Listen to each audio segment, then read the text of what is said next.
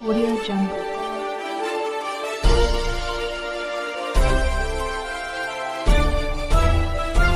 Audio Jungle.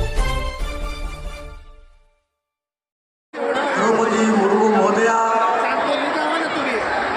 महाराष्ट्राचे नूतन राज्यपाल महामहिम राधाकृष्णनजी, महाराष्ट्राचे लोकप्रिय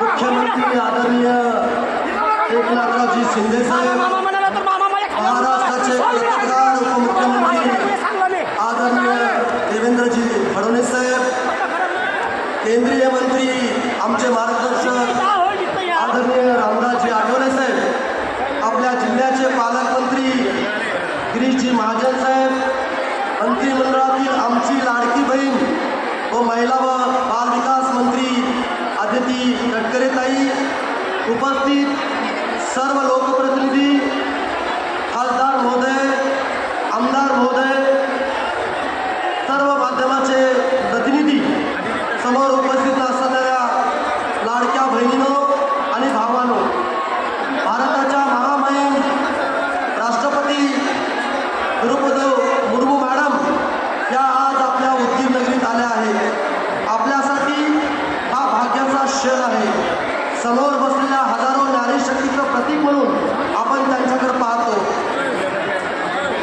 एका कवीच्या शब्दात सांगायचं झाल्यास, बिजली चमकती है तो आकाश बदल देती है, आंधी उठती है तो दिन रात बदल देती है, जब गरजती है नारी शक्ति तो इतिहास बदल देती है. इतिहास बदलण्याचं सामर्थ्य असणाऱ्या नारी शक्तीचं प्रतीक असणाऱ्या महामहिम राष्ट्रपती द्रौपदी मुर्मू मॅडम यांच्या रूपानं उदगीर या आपल्या भूमीत राष्ट्रपतींचं झालेलं आगमन हे उदगीरच्या इतिहासातील शोध पान आहे. महामहिम राष्ट्रपति जी उदयगिरी बाबा और ख्वाजा सैयद सदरुद्दीन बादशाह की इस पावन बस्ती में आपका आना इतिहास में शोध का पन्ना है. या कार्यक्रमास उपस्थित असणारे महाराष्ट्राचे लाडके मुख्यमंत्री एकनाथ शिंदे साहेब यांचा कामाचा धडाका महाराष्ट्राने पाहिला आहे. 18 तास काम करणारे मुख्यमंत्री सतत जनसेवेसाठी कार्यरत असतात. महाराष्ट्राच्या विकासात अत्यंत महत्त्वाचे योगदान देणारे कार्यक्षम व तडफदार नेतृत्व म्हणून ज्यांची ओळख आहे ते उपमुख्यमंत्री नामदार देवेंद्रजी फडणवीस साहेब यांचा अभ्यासू व कर्तबगार नेतृत्वाने कार्यक्षमतेचे उत्तम उदाहरण उभे केले आहे. विकासाचा वादा असणारे आमचे नेते माननीय आदित्यदा पवार साहेब या कार्यक्रमाला येणार होते. त्यांची तब्येत थोडीशी खराब झाल्यामुळं त्या कार्यक्रमाला येऊ शकत नाही, पण त्या कार्यक्रमाला त्यांनी या ठिकाणी शुभेच्छा या ठिकाणी दिलेल्या आहेत. आणि म्हणून राष्ट्रपती महोदयांचं, राज्यपाल महोदयांचं, मुख्यमंत्री, उपमुख्यमंत्री आणि व्यासपीठावर सर्व मान्यवरांचं मी जिल्ह्याच्या वतीनं पहिल्यांदा मनपूर्वक स्वागत करतो. महामहिम राष्ट्रपती महोदयांच्या हस्ते आज विश्वशांती बौद्धविहाराचं लोकार्पण झालं आहे. विश्वशांती बौद्धविहार आम्हाला शांती, प्रेम आणि करुणाचा संदेश देणार आहे. अतिदीप भव म्हणजे स्वयं प्रकाशित हो हा भगवान गौतम बुद्धाने दिलेला संदेश संपूर्ण मानवजातीसाठी प्रेरणादायी आहे. जगाला युद्धाची नव्हे तर बुद्धाची गरज आहे हे साऱ्या विश्वाने मान्य केलं आहे. या पार्श्वभूमीवर जगाला शांतीचा संदेश देणारे तथागतांचं स्मारक केवळ उद्दीपनासाठीच नव्हे तर येणाऱ्या प्रत्येकासाठी मार्गदर्शक प्रेरणा देणार आहे. सत्य अहिंसा हा भगवान गौतम बुद्धाच्या विचारावर आपल्याला चालावं लागणार आहे. उदयगिरी बाबा व ख्वाजा सैयद सदरुद्दीन बादशाह यांच्या स्पर्शाने पावन झालेल्या या भूमीला गौरवशाली परंपरा आहे. प्राचीन काळापासून या नगरीने सामाजिक ऐक्याचा आणि बंधुभावाचा आदर्श घालून दिला आहे. ख्वाजा सैयद सदरुद्दीन बादशाह दर्गा असेल की अन्य धार्मिक स्थळे यातून दिला जाणारा एकात्मताचा संदेश हा येथील जनमानसाच्या ऐक्यासाठी बळ देणार आहे.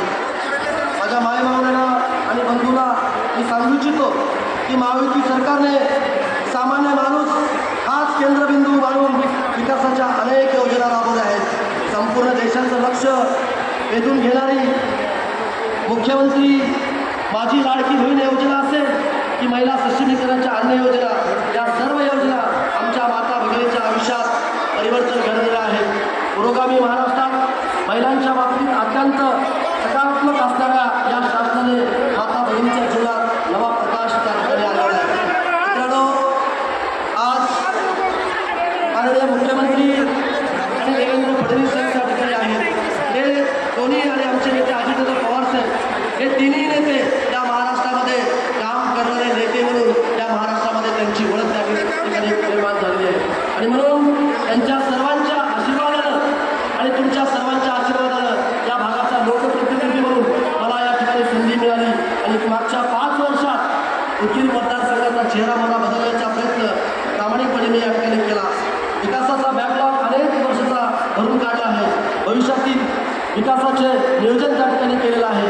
मुख्यमंत्री माझी लाडकी बहीण योजनेअंतर्गत उदगीर विधानसभा मतदारसंघात जवळजवळ 80,000 भगिनींना रक्षाबंधनाची भेट शासनाच्या वतीने देण्यात आली. या भगिनीच्या आर्थिक उन्नतीबरोबर त्यांच्या रक्षणासाठी आमचे सरकार कटिबद्ध आहे. माननीय राज्याचे लाडके मुख्यमंत्री एकनाथ शिंदे साहेब आणि दुसरे कर्तबगार उपमुख्यमंत्री देवेंद्र फडणवीस साहेब आणि मला मंत्रिपदाची संधी उपलब्ध करून देणारे आमचे नेते माननीय अजितदादा पवार साहेब यांच्या सहकार्यामुळे मतदारसंघाचा विकास करता आला. उदगीरचा विकास आता जिल्ह्याच्या धर्तीवर झाला असून जिल्हा निर्मितीच्या प्रक्रियेत उदगीरला जिल्ह्याचा दर्जा द्यावा अशी आग्रही मागणी तुम्हाला सर्वांना माहीत आहे. आरोग्याच्या बाबतीमध्ये प्राथमिक गरजा आपण त्या ठिकाणी पूर्ण केल्या, पण हे आमचं शहर लातूर शहराच्या नंतर मोठं. माझं नाव सुरेखा मनोज सावंत, राहणार फतेपूर तालुका औसा जिल्हा लातूर. महाराष्ट्र राज्य ग्रामीण जीवनोन्नती अभियानांतर्गत मी ICRP म्हणून कार्यरत आहे. तर आम्ही उदगीरमध्ये आज कार्यक्रमासाठी आलेलो आहोत. तर आम्हाला पाणी नाश्ता सगळी व्यवस्था झालेली आहे, आमची वाटेनच झालेली आहे.